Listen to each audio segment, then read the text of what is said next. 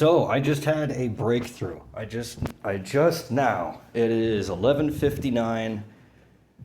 At the most, I discovered this 1 minute ago. At 11:50, somewhere between 11:58 and 11:59 p.m.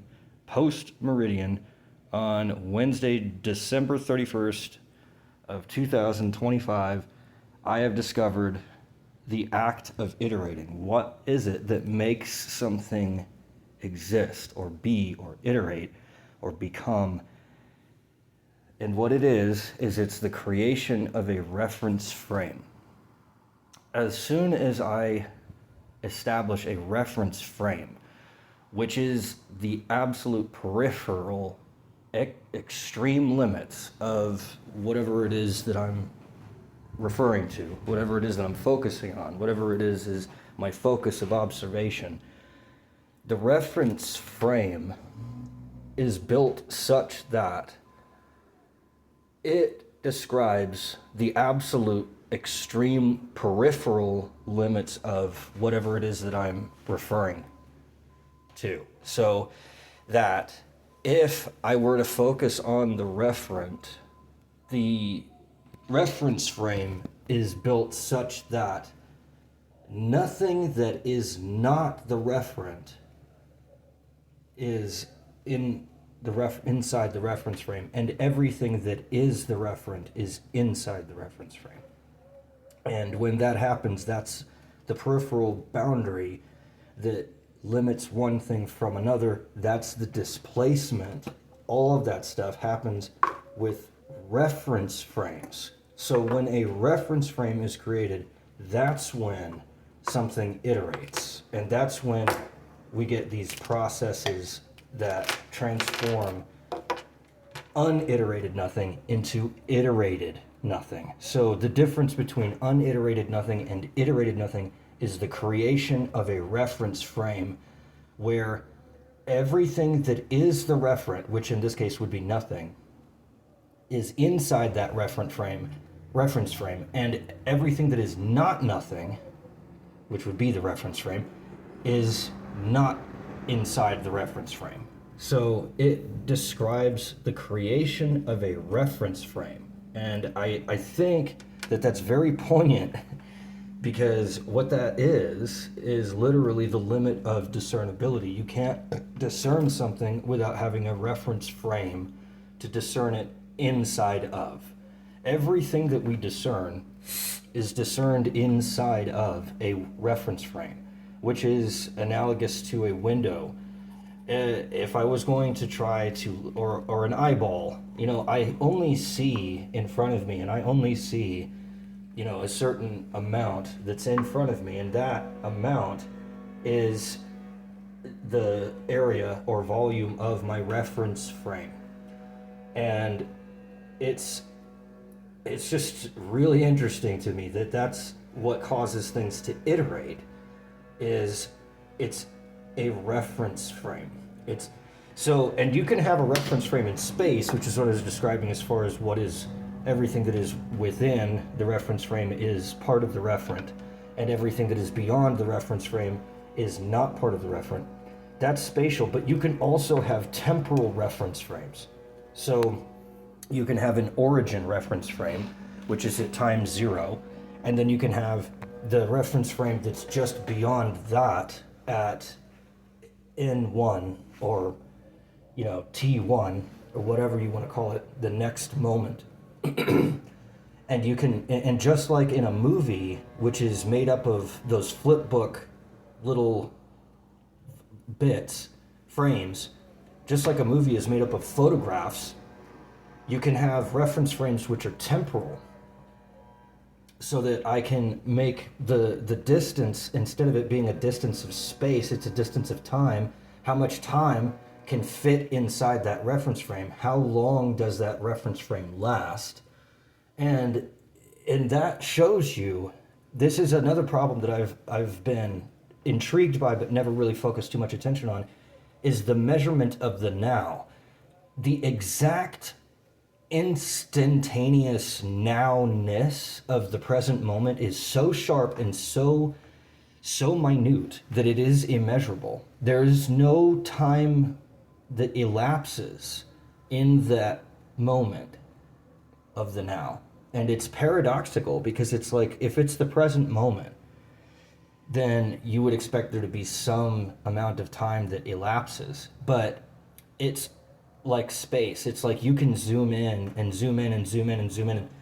And again, just like with discernibility, you can zoom in spatially up to the Planck length. You can zoom in temporally up into the certain amount as well. I think that's also a Planck length.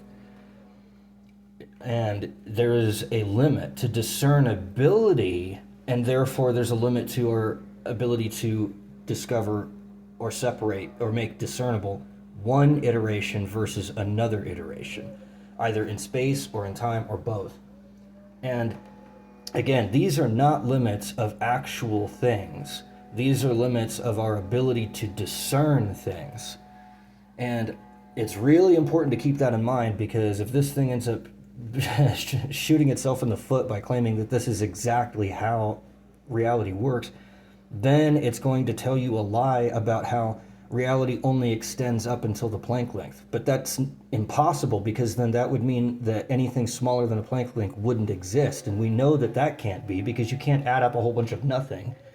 In order to create the Planck length, there has to be something other than nothing. So we know that that's that's indiscernibility. It's just simply beyond the limits of discernibility, but it doesn't mean that it doesn't exist.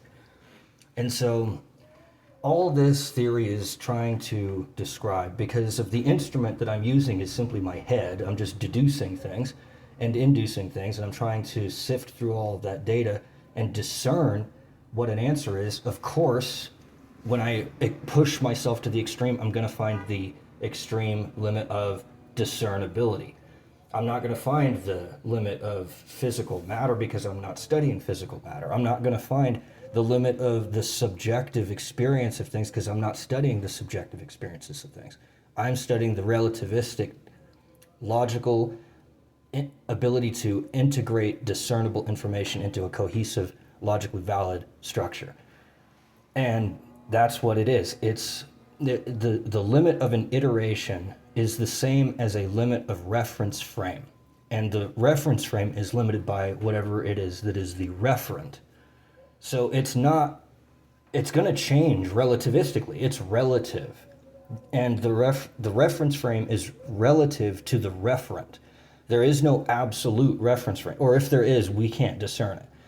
And I guess that's what the real absolute limit of discernibility would be that, I guess you'd call it like a zeroth reference frame, whose referent is nothing.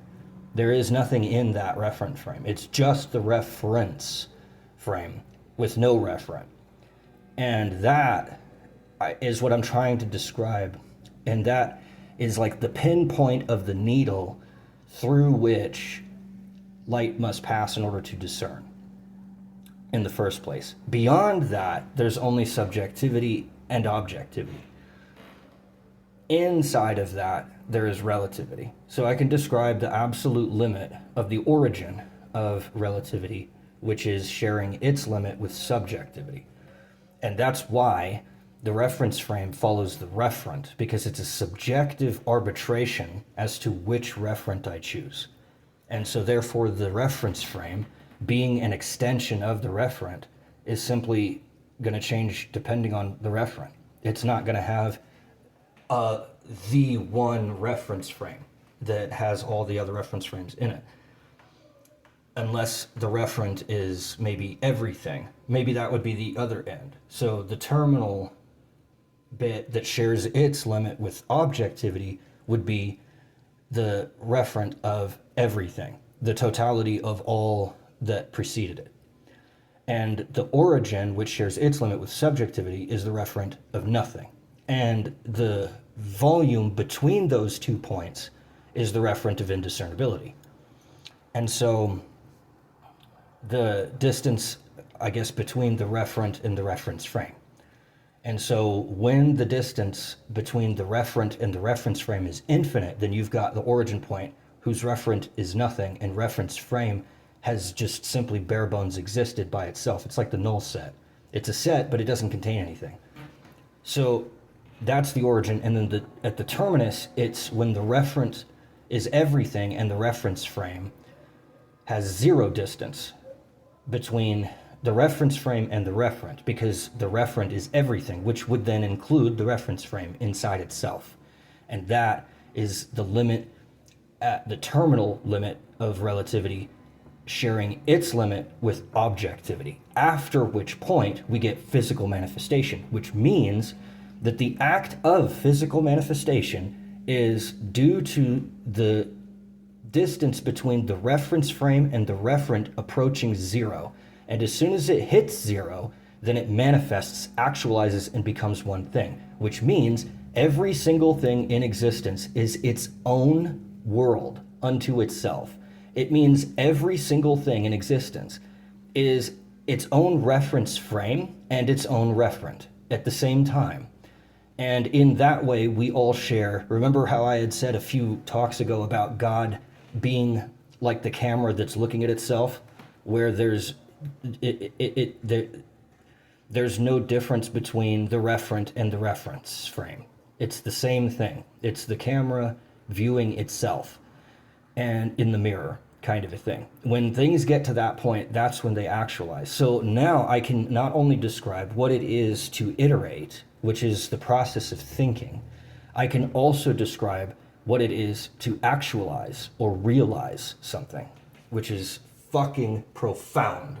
And I love my theory again, and I'm so I'm so glad that I've continued triumphantly to this point, because as far as I know, I'm the only human being on this planet that knows both of those limit points.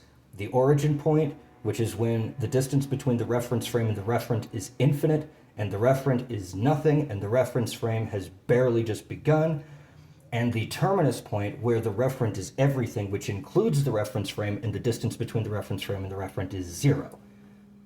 Fucking outstanding!